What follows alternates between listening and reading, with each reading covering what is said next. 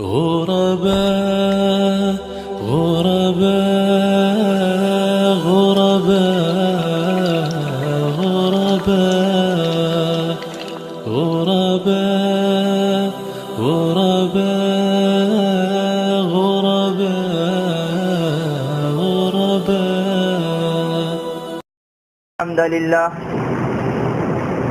نحمده ونستعينه ونستغفره ونعوذ بالله من شرور أنفسنا ومن سيئات أعمالنا.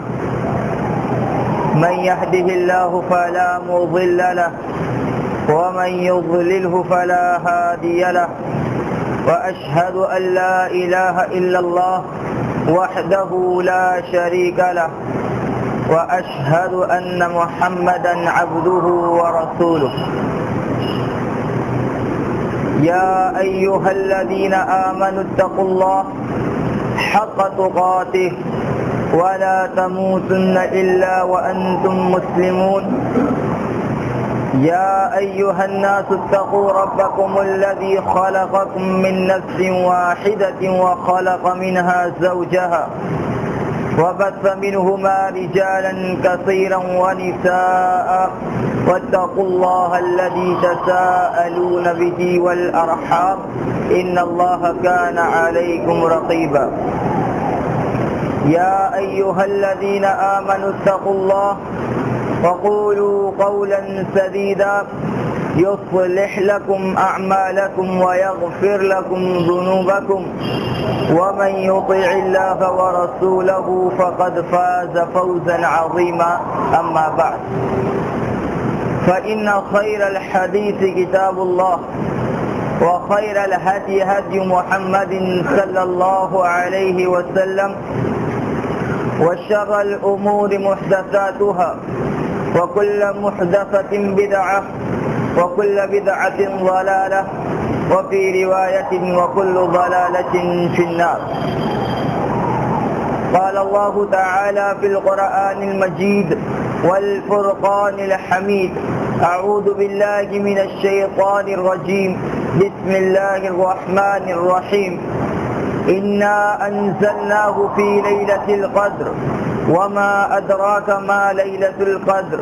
ليلة القدر خير من 1000 شهر تنزل الملائكة والروح فيها بإذن ربهم من كل أمر سلام هي حتى مطلع الفجر.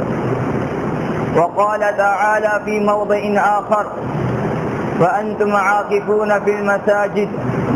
وقال النبي صلى الله عليه وسلم: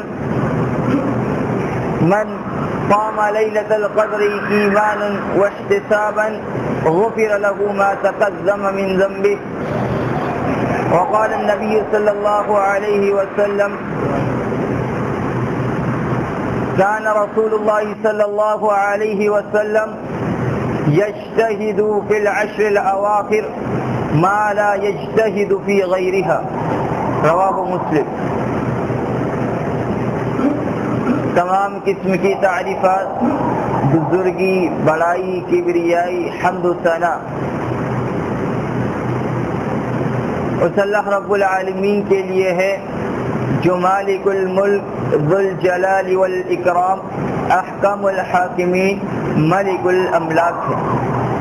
उसकी जितनी तारीफ़, तौसीफ़, बुजुर्गी, बड़ाई, किबरियाई, हम्द सना बयान की जाए वो कम है।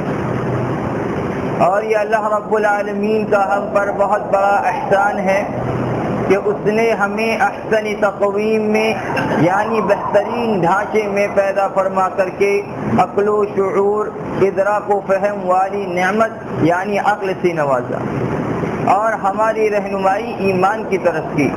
अल्लाह रब्बुल आलमीन फरमाता है: बलिल्लाहु यमुन्नु अलैकुम अन हदाकुम लिल ईमान। कि अल्लाह रब्बुल आलमीन तुम पर एहसान जतलाता है कि उसने तुम्हारी रहनुमाई ईमान की तरफ की। अल्लाह को करोड़ों दरूद व सलाम नाजिल हो सैयदुल मुरसलीन, खातमुन नबीयीन, शफीउल मुज़नबीन मोहम्मद सल्लल्लाहु अलैहि वसल्लम पर कि जिनके ज़रिए अल्लाह रब्बुल आलमीन ने दुनिया वालों की हिदायत का, रहनुमाई का बंदोबस्त फरमाया। جن کو تمام جہانوں کے لیے رحمت بنا کر کے بھیجا گیا۔ محترم سامعین و سامعات، رمضان المبارک کا مہینہ آیا اور دیکھتے ہی دیکھتے اس مبارک مہینے کے 20 ایام گزر گئے اور ہمیں احساس بھی نہ چلا۔ اب اس مہینے کے آخری 10 ایام باقی ہیں اور ان ایام کی بہت زیادہ اہمیت ہے۔ یوں تو پورے مہینے کی اہمیت ہے، لیکن خصوصی طور پر ان آخری ایام کی بہت زیادہ اہمیت ہے، کیونکہ نبی کریم صلی اللہ علیہ وسلم ان آخری 10 ایام میں کمر بستہ ہو جایا کرتے تھے عبادت کے لیے، کثرت سے عبادت کیا کرتے تھے۔ اللہ رب العالمین کی رضا، اس کی خوشنودی اور اس کا تقرب حاصل کرنے کے لیے نبی کریم صلی اللہ علیہ وسلم اور آپ کے اصحاب کثرت سے عبادت کیا کرتے تھے۔ حضرت عائشہ رضی اللہ تعالی عنہ فرماتی ہیں کہ ان النبی صلی اللہ علیہ وسلم كان اذا دخل العشر، کہ نبی صلی اللہ علیہ وسلم کہ جب یہ آخری 10 ایام میں داخل ہوتے تو فرماتی ہیں حضرت عائشہ رضی اللہ تعالی عنہ کہ احیا لیلہ، کہ راتوں کو زندہ کیا کرتے تھے، مطلب راتوں کو اللہ رب العالمین کی عبادت کیا کرتے تھے۔ وَأَيْقَظَ أَهْلَهُ، اور صرف یہ نہیں کہ آپ صلی اللہ علیہ وسلم عبادت کیا کرتے تھے، ساتھ ہی ساتھ اپنے گھر والوں کی اس کی تاکید بھی کیا کرتے تھے، اپنے گھر والوں کو اللہ رب العالمین کی عبادت کو ابھارا کرتے تھے۔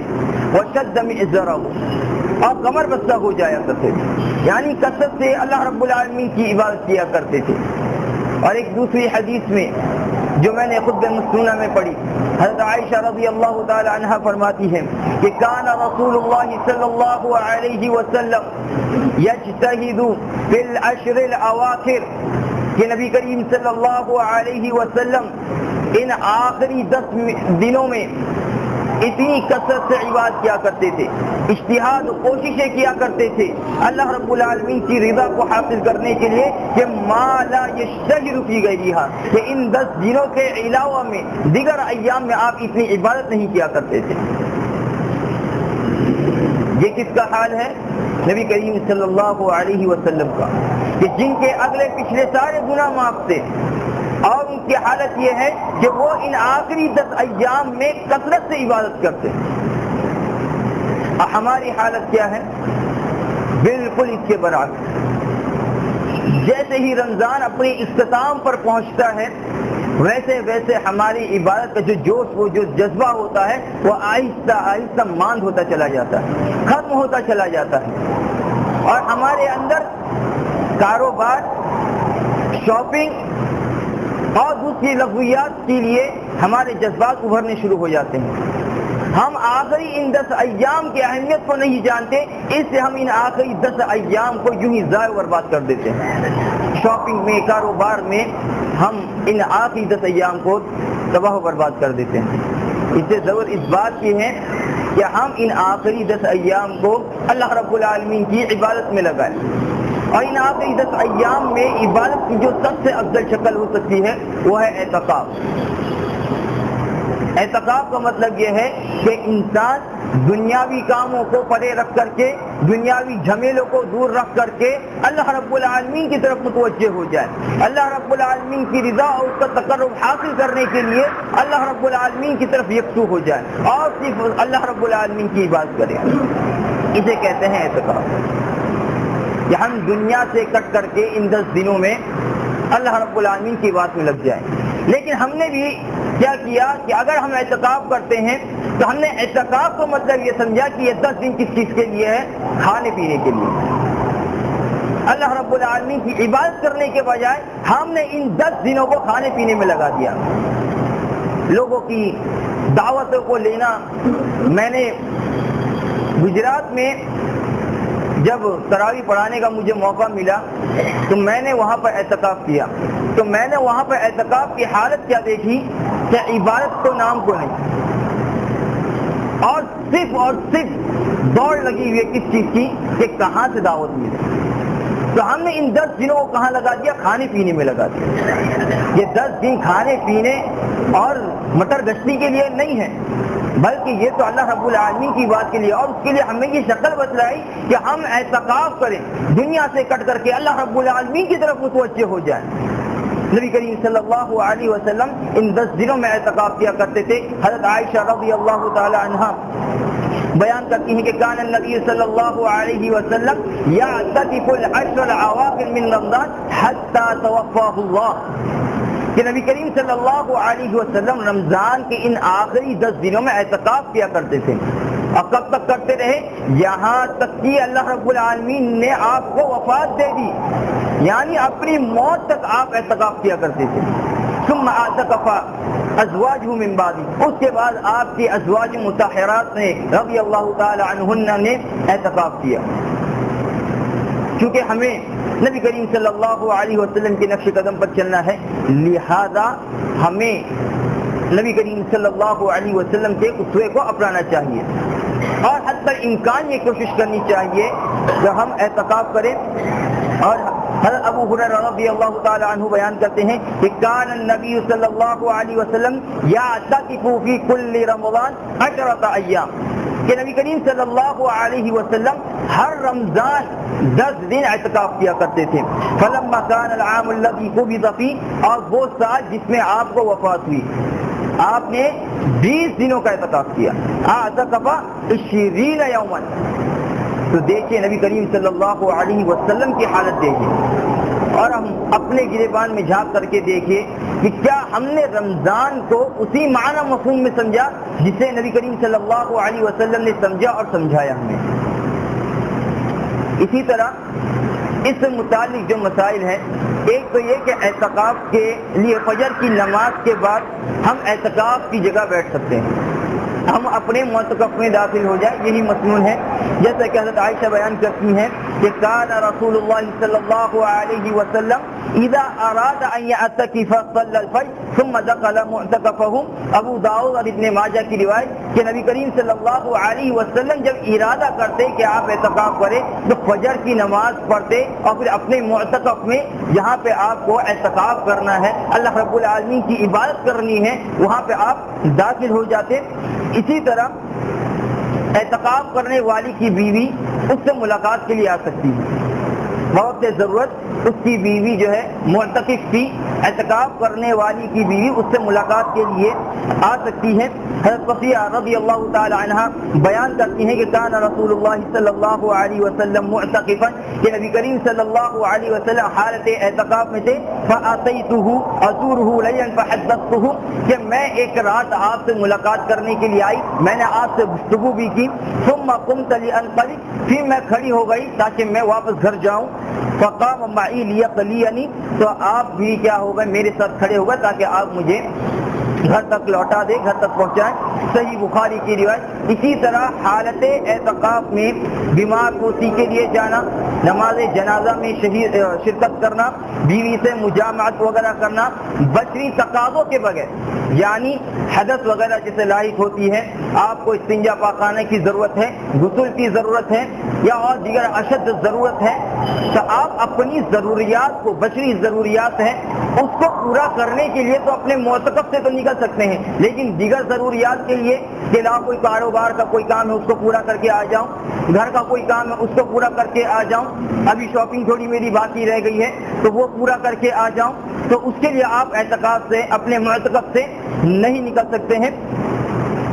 جیسا کہ حضرت عائشہ رضی اللہ تعالی عنہا بیان کرتی ہیں کہ السنۃ علی المعتکف الا یعود مریضا، کہ اعتکاف کرنے والے کے لیے مسنون یہ ہے کہ مریض کی عیادت نہ کرے، ولا یشہد جنازہ، جنازے میں شرکت نہ کرے، ولا یمس امرأہ، اپنی عورت کو نہ چھوئے، ولا یباشرھا، اور اس سے مباشرت نہ کرے، ولا یخرج لحاجۃ الا لما لا بد منہ، اور کسی حاجت کے لیے نہ نکلے.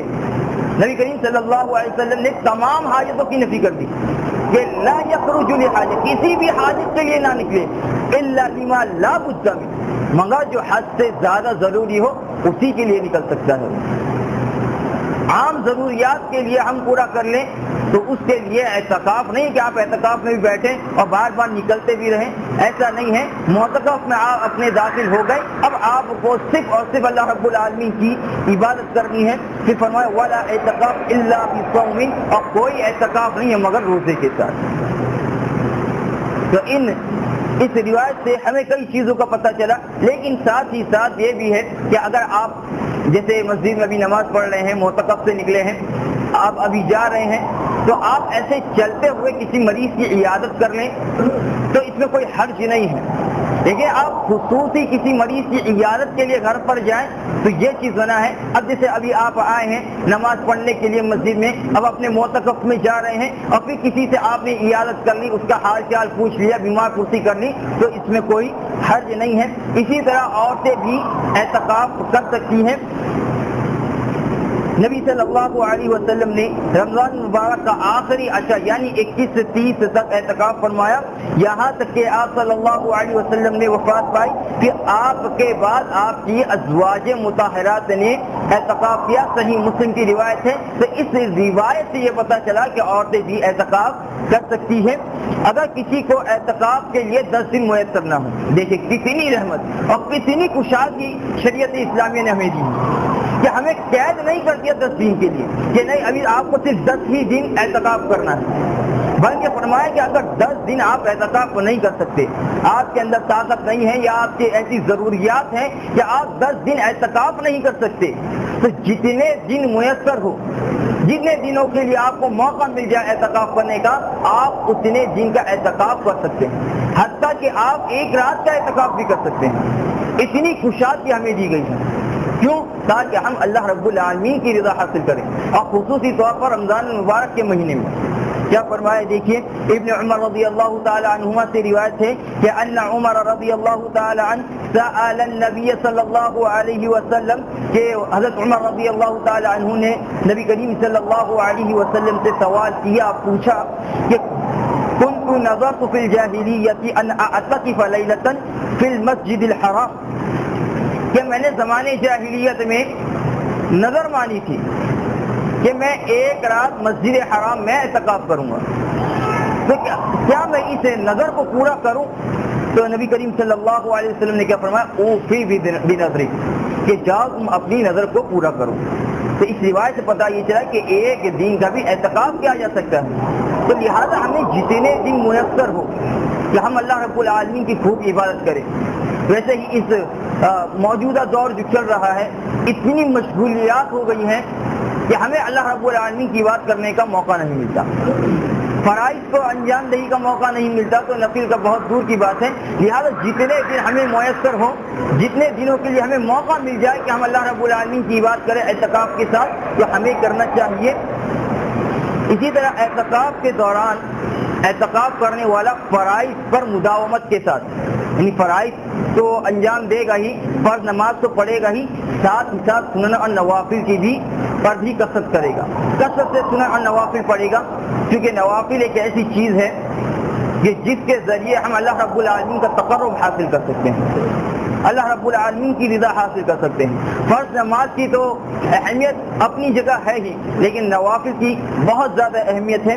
حضرت ابو ہریرہ رضی اللہ تعالی عنہ سے روایت ہے کہ نبی کریم صلی اللہ علیہ وسلم نے فرمایا کہ ان اللہ تعالی قال، کہ اللہ رب العالمین فرماتا ہے من عاد لی ولیا، کہ جو شخص میرے دوست سے دشمنی کرے گا فقد آذنتہ بالحق، تو اس نے مجھ سے کیا کر لی، جنگ کی اجازت کر لی، یعنی میں اس سے جنگ کروں گا۔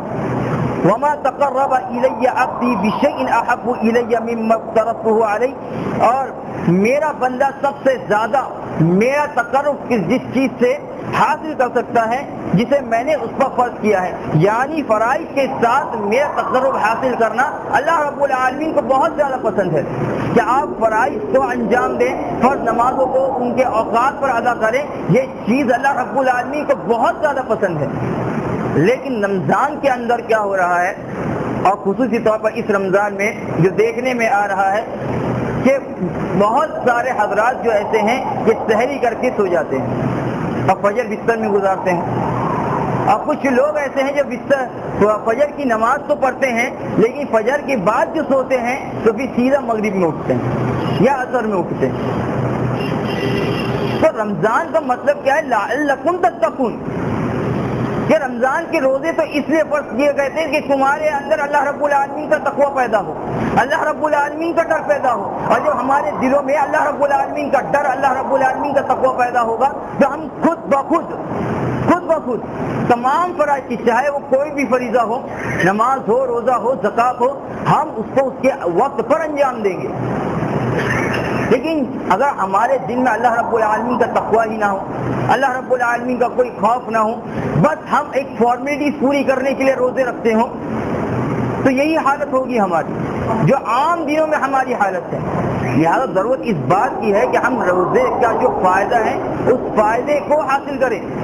جب یہ فائدہ ہمیں حاصل ہوگا تبھی ہم خصوصی طور پر نمازوں کو ان کے اوقات پر ادا کر سکیں گے. اس کے بعد نبی کریم صلی اللہ علیہ وسلم نے فرمایا کہ وما یزال عبدی یتقرب الی بالنوافل حتی احبہ, کہ میرا بندہ جو برابر نوافل کے ذریعے میرا تقرب حاصل کرتا رہتا ہے, یعنی کثرت سے نوافل پڑھتا رہتا ہے, تو ایک وقت ایسا آتا ہے تو فاحبہ, کہ میں اس کو پسند کرنے لگتا ہوں, میں اس سے محبت کرنے لگتا ہوں. فاذا احببتہ, اور جب میں اس سے محبت کرتا ہوں, یعنی اللہ رب العالمین جب کسی بندے سے محبت کرنے لگتا ہے تو کیا ہوتا ہے؟ كنت سمعه الذي يسمع به, تو میں اس کی سماعت بن جاتا ہوں جس کے ذریعے وہ سنتا ہے. وبصره الذي يبصر به, اس کی بصارت بن جاتا ہوں جس کے ذریعے وہ دیکھتا ہے. ويده الذي يبطش بها, اس کا ہاتھ بن جاتا ہوں جس کے ذریعے وہ پکڑتا ہے. ورجله التي يمشي بها, اس کا پیر بن جاتا ہوں جس کے ذریعے وہ چلتا ہے. وان سألني لأعطينه, اور اگر وہ مجھ سے کسی چیز کا سوال کرتا ہے, مجھ سے کوئی چیز مانگتا ہے تو میں اس کو ضرور بھی ضرور عطا کرتا ہوں. ولئن استعاذني لأعيذنه, اور اگر وہ مجھ سے پناہ طلب کرے, کسی شر سے پناہ طلب کرے تو میں اس کو پناہ دیتا ہوں. یعنی اللہ رب العالمین مکمل طور پر اس بندے کو اپنی اطاعت پہ لگا دیتا ہے. تو یہ نوافل کا فائدہ ہے. تو ہمیں خصوصی طور پر ان 10 دنوں میں, اور یہ صرف اعتکاف کرنے والے کے لیے کے ساتھ خاص نہیں ہے, بلکہ جو اعتکاف نہیں کرتے ہیں عام لوگ, ان کے لیے بھی ہے کہ وہ ان 10 دنوں میں کثرت سے نوافل پڑھے فرائض کے ساتھ ساتھ. اور اسی طرح ایک روایت میں ہے کہ نبی کریم صلی اللہ علیہ وسلم نے فرمایا کہ ما من عبد مسلم, کہ کوئی بھی مسلم بندہ یصلی للہ کل یوم 12 رکعۃ, کہ پورے دین میں کہ وہ 12 رکعات ادا کرے اللہ رب العالمین کے لیے, اللہ رب العالمین کی رضا کی خاطر, تطوعا غیر فریضہ, یہ کوئی فرض نہیں ہے, فرض کے علاوہ ہے. الا بنى الله له بيتا في الجنہ او بني له بيت في الجنہ, یا اللہ رب العالمین اس کے لیے جنت میں ایک گھر بناتا ہے یا اس کے لیے جنت میں ایک گھر بنایا جاتا ہے. تو سنن اور نوافل کی اتنی زیادہ اہمیت ہے. تو یہ ان 10 دنوں میں خصوصی طور پر ہم نوافل پر بھی مداومت برتیں, نوافل بھی کثرت سے ادا کریں تاکہ اللہ رب العالمین کا تقرب حاصل ہو, تاکہ ہمارے لیے جنت میں ایک گھر بنایا جائے. دوسری چیز جس کی وجہ سے یہ آخری عشرہ اس کی بہت زیادہ اہمیت بڑھ جاتی ہے, اس کی اہمیت کو مزید 4 چاند لگ جاتے ہیں, وہ ہے قیام اللیل. ویسے تو پورا رمضان قیام اللیل کا فائدہ ہے, اس کا ثواب بہت زیادہ ہے, لیکن خصوصی طور پر ان 10 دنوں میں ہمیں اہتمام کرنا چاہیے قیام اللیل کا. کیوں؟ کیونکہ نبی کریم صلی اللہ علیہ وسلم نے اپنے اصحاب کو قیام اللیل کروائی جماعت کے ساتھ, وہ اسی آخری عشرے میں کروائی. اسی آخری ان 10 دنوں میں نبی کریم صلی اللہ علیہ وسلم نے قیام اللیل کی نماز اپنے اصحاب کو پڑھائی. حضرت ابو ذر رضی اللہ تعالی عنہ بیان کرتے ہیں کہ ہم نے رسول اللہ صلی اللہ علیہ وسلم کے ساتھ رمضان کے روزے رکھے, اور آپ صلی اللہ علیہ وسلم نے ہمیں اس دوران قیام اللیل نہیں کرایا. لیکن جب آخری 10 دن بچ گئے اور 23ویں رات آئی تو آپ نے ہمیں قیام کیا ہمارے ساتھ, اور اتنی لمبی قرت کی کہ 1/3 رات باقی رہ گئی. پھر 24ویں رات آئی تو آپ نے قیام نہیں کیا, لیکن جب 25ویں رات آئی تو آپ نے ہمیں قیام کرا یہاں تک کہ آدھی رات رہ گئی. تو میں نے کہا کہ اے اللہ کے رسول صلی اللہ علیہ وسلم، کاش آج آپ ساری رات قیام کراتے تو کتنا اچھا ہوتا. اور آج ہمارا حال کیا ہے کہ اگر امام 5 منٹ لیٹ کرا دے تراویح میں، جسے ہم قیام اللیل کی نماز بھی کہتے ہیں، اگر 5 منٹ صرف لیٹ ہو جائے نماز میں، پھر دیکھیے کتنے سارے مصلی حضرات ہمارے ایسے ہیں جو آگ بگولا ہو جاتے ہیں، اور کتنے حضرات ایسے جو امام کو آ کر ٹوک دیتے ہیں. آج آپ کی طبیعت خراب ہے، آج آپ کو صحیح سے یاد نہیں تھا، صرف 5 منٹ. اور آپ دیکھیں نبی کریم صلی اللہ علیہ وسلم اصحاب کا کیا معمول کیا ہے کہ اتنی لمبی قرت ہے کہ آدھی رات رہ گئی تھی، اور اس کے بعد جب 26ویں رات آئی تو آپ نے قیام نہیں کرایا، اور 27ویں رات آئی آپ نے قیام کرایا، اور ساتھ ہی ساتھ اپنے گھر والوں کو بھی شامل کیا. آخری قیام میں 27ویں رات کو اپنے گھر والوں کو، اپنی ازواج مطہرات کو بھی شامل کیا، اور اتنا لمبا قیام کرایا کہ ہمیں سحری کے فوت ہو جانے کا خطرہ پیدا ہوا کہ آج ہمیں سحری کرنے کا موقع نہیں ملے گا. اتنا لمبا قیام آپ نے کرایا. تو قرآن و حدیث کے اندر بھی اگر ہم دیکھیں تو قیام اللیل کی بہت زیادہ اہمیت ہے. متقیوں کی صفت بیان کرتے ہوئے اللہ رب العالمین نے کیا فرمایا کہ کانوا قلیلا من اللیل ما یہجعون، کہ رات میں بہت کم سوتے ہیں، رات میں بہت کم سوتے ہیں، یعنی اللہ رب العالمین کی رات میں عبادت کرتے ہیں. وبالاسحار هم یستغفرون، اور سحری کے وقت کیا کرتے ہیں؟ استغفار کرتے ہیں، اپنے گناہوں سے بخشش طلب کرتے ہیں. اور پھر فرمایا کہ تتجافى جنوبهم عن المضاجع يدعون ربهم خوفا وطمعا ومما رزقناهم ينفقون، اور ان مومنین کے پہلو کیا ہے؟ ان کے بستروں سے الگ رہتے ہیں، یعنی رات میں خوب اللہ رب العالمین کی بات کرتے ہیں، اپنے رب کو پکارتے ہیں خوف و طمع کے ساتھ. جہنم کا خوف ہوتا ہے اور جنت کی حرص ہوتی ہے، اس امید کے ساتھ کہ اللہ رب العالمین ہمیں جہنم سے نجات دے گا، جنت میں داخل کرے گا. اس امید کے ساتھ اللہ رب العالمین کو پکارتے ہیں، اللہ رب العالمین کی بات کرتے ہیں. وَمِمَّا رَزَقْنَاهُمْ يُنْفِقُونَ، اور ان چیزوں میں سے جو ہم نے ان کو دے رکھا ہے اس کو اللہ رب العالمین کی راہ میں خرچ بھی کرتے ہیں. تو قیام اللیل کی بہت زیادہ اہمیت ہے. تو خصوصی طور پر ہمیں اس رات میں قیام کرنا چاہیے، اور یہی وہ وقت ہوتا ہے، رات کا جو تہائی حصہ جب باقی رہتا ہے تو یہ وہ وقت ہوتا ہے جس وقت دعا قبول ہوتی ہے. اللہ رب العالمین آسمانی دنیا پر نزول فرماتا ہے، اور کیا فرماتا ہے کہ نبی صلی اللہ علیہ وسلم نے فرمایا کہ ینزل ربنا تبارک و تعالی، کہ اللہ رب العالمین نازل ہوتا ہے کل لیلۃ الی السماء الدنیا، ہر رات آسمانی دنیا کی طرف. حین یبقى ثلث اللیل الاخر، جب رات کا آخری تہائی حصہ باقی رہتا ہے تو اللہ رب العالمین فرماتا ہے من یدعونی فاستجیب له، کون ہے جو مجھ سے مانگتا ہے، میرے سے دعا کرتا ہے، میں اس کی پکار کو قبول کروں گا. من یسألنی فاعطیہ، کون ہے جو مجھ سے سوال کرتا ہے میں اس کو عطا کروں. من یستغفرنی فاغفر له، کون ہے جو اپنے گناہوں کی بخشش طلب کرتا ہے میں اس کو آج بخش دوں. اور صحیح مسلم کی روایت میں ہے کہ فلا یزال كذلك حتى يضيء الفجر، یہ اسی طرح، یعنی یہ پکار جو ہے اسی طرح رہتی ہے حتیٰ کہ فجر روشن ہو جاتی ہے، یعنی صبح تک یہ پکار رہتی ہے. 1/3 پوری رات آخر کا اس میں اللہ رب العالمین پکارتا ہے لوگوں کو جس وقت لوگ سو رہے ہوتے ہیں. اسی لیے نبی کریم صلی اللہ علیہ وسلم نے کہا وَصَلُّوا بِاللَّيْلِ وَالنَّاسُ نِيَامٌ، کہ جب لوگ سوتے ہوں اس وقت تم نماز ادا کرو تو کیا ہوگا؟ جنت میں داخل ہو جاؤ گے. تو ہمیں چاہیے کہ ان آخری 10 دنوں میں کثرت سے قیام اللیل کرے اور کثرت سے دعا کرے، اور خصوصی طور پر جب آخری رات کا تہائی حصہ بچ جائے تب ہم اللہ رب العالمین سے دعا کریں تاکہ اللہ رب العالمین ہماری دعا کو سنے، اللہ رب العالمین ہماری دعا کو قبول فرمائے. اسی طرح وہ رات جس رات کو خصوصی طور پر فرمایا کہ یہ 1000 مہینوں سے زیادہ افضل ہے، اسے ہم لیلۃ القدر کہتے ہیں. یہ رات بھی اسی آخری عشرے میں آتی ہے، اور اس سے ہمیں اس آخری عشرے کی اہمیت کا پتہ چلتا ہے کہ کتنی زیادہ اہمیت. ایک تو نبی کریم صلی اللہ علیہ وسلم خصوصی طور پر اس عشرے میں عبادت کرتے تھے، اس میں اعتکاف کیا جاتا تھا. اسی عشرے میں نبی کریم صلی اللہ علیہ وسلم نے اپنے اصحاب کو قیام کرایا، اور اسی آخری عشرے میں لیلۃ القدر آتی ہے. تو سوچے کتنی زیادہ اہمیت ہے اس آخری عشرے کی۔ اللہ رب العالمین نے فرمایا کہ انا انزلناہ فی لیلۃ القدر، ہم نے قرآن کو لیلۃ القدر میں نازل فرمایا۔ وما ادراک ما لیلۃ القدر، تم کیا جانو یہ لیلۃ القدر کیا ہے، اس کی اہمیت کیا ہے، اس کی فضیلت کیا ہے۔ لیلۃ القدر خیر من الف شہر، یہ رات ایسی رات ہے جو 1000 مہینوں سے زیادہ بہتر ہے۔ تنزل الملائکۃ والروح فیہا باذن ربہم من کل امر، تو فرشتے اور روح الامین جبرائیل علیہ السلام اس رات میں ہر حکم کو لے کر کے اللہ رب العالمین کی اجازت سے نازل ہوتے ہیں۔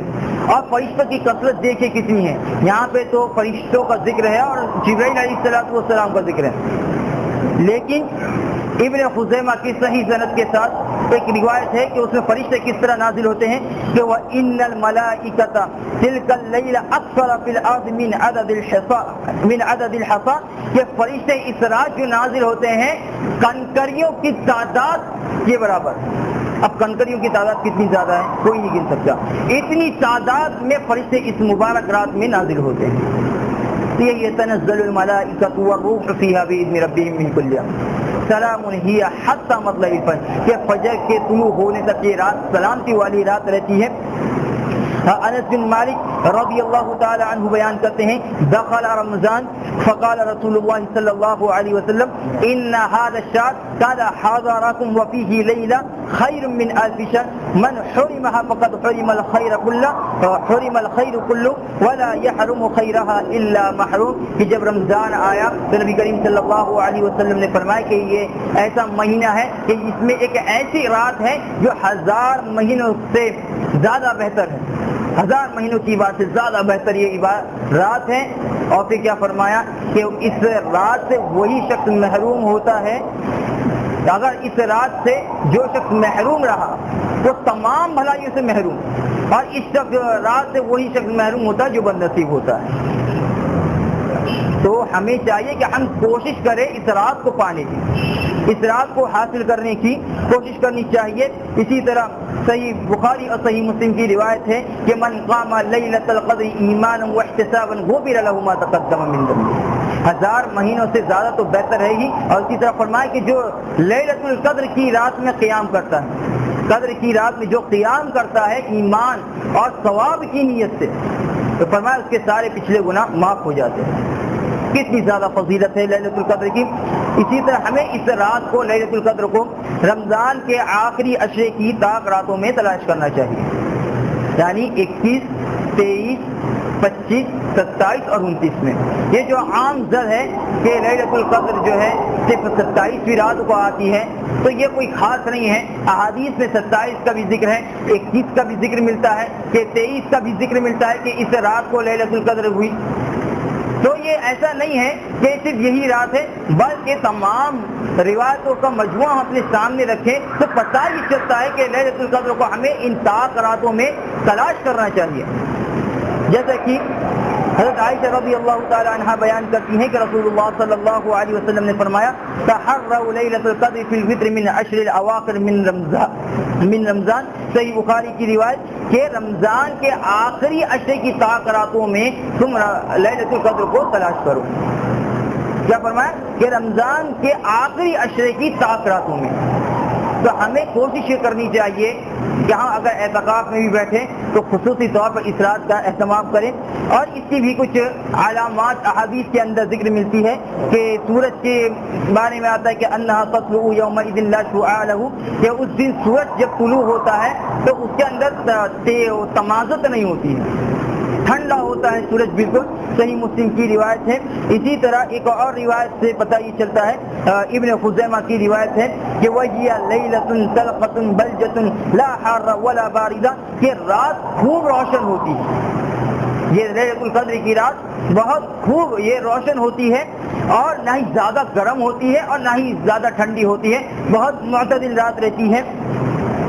اور امام زیادی محمد زیادی جو راوی حدیث ہیں وہ فرماتے ہیں کہ ان فیہا قمرا یفضح کواکبها، اور چاند اتنا زیادہ روشن ہوتا ہے کہ ستاروں کی روشنی بھی کیا ہو جاتی مان پڑ جاتی ہے۔ اتنا زیادہ یہ چاند جو ہے روشن ہوتا ہے. لا یخرج شیطانها حتی یضیء فجرها, اور یہ رات ایسی رات ہوتی ہے کہ اس رات میں فجر تک کوئی شیطان نہیں نکلتا ہے. اسی طرح ایک اور روایت میں ہے کہ لیلۃ طلقۃ, ایک دم روشن رات ہوتی ہے. لا حار ولا باردہ تصبح الشمس یومها حمراء ضعیفہ, اور اس رات میں جب سورج طلوع ہوتا ہے تو ایک دم سرخ ہوتا ہے, لال رنگ کا ہوتا ہے اور کمزور ہوتا ہے, یعنی اس کے اندر روشنی نہیں ہوتی. اور اسی طرح ایک اور روایت میں ولا يحل لقوم ان يرمى بها فيها حتى تصبح, کہ اس رات کو صبح تک کسی تارے کو نہیں پھینکا جاتا. یعنی شہاب ثاقب جو ہوتا ہے وہ اس رات نہیں ہوتا, کیوں جسے ہم ٹوٹتا ہوا تارا کہتے ہیں. شہروں میں اس طرح موقع نہیں ملتا دیکھنے کا. جسے ہم ٹوٹتا ہوا تارا کہتے ہیں تو وہ تارا نہیں نکلتا اس رات, اس دن کوئی ستارہ نہیں پھینکا جاتا. تو یہ کچھ چند علامتیں. اس رات بارش ہوتی ہے. نبی کریم صلی اللہ علیہ وسلم نے فرمایا کہ یہ رات کی اس کی نشانیاں مجھے بتلائی گئی لیکن میں بھول گیا, لیکن میں نے خواب میں دیکھا کہ میرا ماتھا اور میری ناک جو ہے مٹی میں ملوث ہے, یعنی مٹی لگی ہوئی ہے. لیکن جب صبح ہوئی آپ نے دیکھا کہ آپ کا یہ ماتھا جو ہے مٹی سے اٹا پڑا ہے, یعنی اس رات بارش بھی ہوئی اور جس کی وجہ سے وہ مٹی آپ کو لگی, تو اس رات بارش ہوا کرتی ہے. اور اس روایت میں ایک مصنون دعا جسے نبی کریم صلی اللہ علیہ وسلم نے ہمیں سکھلائی ہے کہ اس رات میں ہم مقصد اس دعا کا اہتمام کریں. حضرت عائشہ رضی اللہ تعالی عنہا سے روایت ہے کہ وہ کہتی ہیں کہ میں نے پوچھا نبی کریم صلی اللہ علیہ وسلم سے اگر میں اس رات کو یعنی لیلۃ القدر کو پا لوں تو میں کون سی دعا پڑھوں؟ تو نبی کریم صلی اللہ علیہ وسلم فرمایا کہ پڑھ اللہم انک عفو تحب العفو فاعف عنی. اللہم انک عفو تحب العفو فاعف عنی. 3 ٹکڑوں میں اور بہت ہی آسان دعا کہ اے اللہ انک عفو, تو معاف کرنے والا ہے. تحب العفو, معافی کو پسند کرتا ہے, معاف کرنے کو پسند فرماتا ہے. فاعف عنی, لہذا مجھے تو معاف فرما, میرے گناہوں کو بخش دے. بہت ہی آسان دعا ہے کہ اللہم انک عفو تحب العفو فاعف عنی. ہمیں اس دعا کا اہتمام کرنا چاہیے اور خصوصی طور پر اس آخری عشرے میں ہمیں کثرت سے عبادت کرنی چاہیے اور اس کی اہمیت کو ہمیں سمجھنا چاہیے. ایسا نہ ہو کہ ہم اس کی اہمیت کو نہ سمجھیں اور ہمارے ہاتھوں سے یہ 10 ایام جو یوں ہی گزر جائے, یوں ہی ضائع ہو جائے اور بعد میں ہم کبھی افسوس ملتے رہ جائیں. کہ نبی کریم صلی اللہ علیہ وسلم نے ایک حدیث میں فرمایا تھا کہ جو شخص رمضان کو پالے اور اپنے گناہوں کی بخشش نہ کرا پائے تو ایسا شخص کیا ہے؟ بد نصیب شخص ہے. ایسے شخص کو بد نصیب کہا گیا ہے. تو یہ 10 ایام جو اب بچے ہوئے ہیں 21 سے 30 تک کے, تو ہمیں ان 10 دنوں میں کثرت سے اللہ رب العالمین کی بات کرنی چاہیے. ان 10 دنوں کو شاپنگ, کاروبار, دیگر لغویات, دیگر فضولیات میں برباد نہیں کرنا چاہیے. ان 10 دنوں میں جس طرح نبی کریم صلی اللہ علیہ وسلم کثرت سے عبادت کیا کرتے تھے, ہمیں بھی آپ کے اسوے کو اپناتے ہوئے, حالانکہ نبی کریم صلی اللہ علیہ وسلم کے اگلے پیچھے سارے گناہ معاف, لیکن پھر بھی دیکھیے نبی کریم صلی اللہ علیہ وسلم کثرت سے عبادت کرتے ہیں. لہذا ہمیں بھی آپ کے اسوے کو اپناتے ہوئے ان 10 دنوں میں کثرت سے عبادت کرنی چاہیے. اللہ رب العالمین سے دعا ہے کہ اللہ رب العالمین ہمیں اس بات کی توفیق دے کہ ہم بھی ان 10 دنوں میں کثرت سے عبادت کریں. اللہ رب العالمین کی رضا حاصل کرنے, اس کا تقرب حاصل کرنے اور اس کی خوشنودی حاصل کرنے کی ہمیں توفیق دے. ہمیں کثرت سے عبادت کرنے کی توفیق دے اور ہم میں جو بیمار ہے اللہ رب العالمین ان کو شفا کامل عاجل عطا فرما. جو ہم میں مقروض ہے اللہ رب العالمین ان کے قرضوں کو دور فرما دے. جو بے روزگار ہے اللہ رب العالمین تو انہیں روزی روٹی دے دے. اور ہمیں جو بے اولاد ہے اللہ رب العالمین تو انہیں نیک صالح اولاد عطا فرما. جب تک جیے اسلام پر جیے اور جب موت آئے ایمان پر آئے. آمین. اقول قولی ھذا استغفر اللہ لی ولکم ولسائر المسلمین فاستغفروہ انہ ھو الغفور الرحیم.